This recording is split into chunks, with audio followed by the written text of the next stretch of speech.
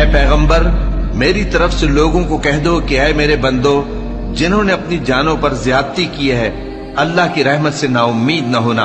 अल्लाह तो सब गुनाहों को बख्श देता है। बेशक वही तो है बड़ा बख्शने वाला, बड़ा मेहरबान। और इससे पहले कि तुम पर अजाब आ वाक़े हो, अपने परवरदिगार की तरफ रुजू करो और उसके फर्माबरदार हो जाओ, वरना बाद में तुमको मदद नहीं मिलेगी।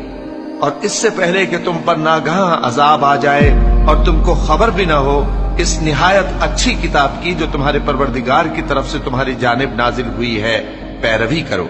ऐसा न हो कि उस वक्त कोई शख्स कहने लगे कि हाय उस कोताही पर अफसोस है जो मैंने अल्लाह का हक मानने में की और मैं तो हंसी ही करता रहा।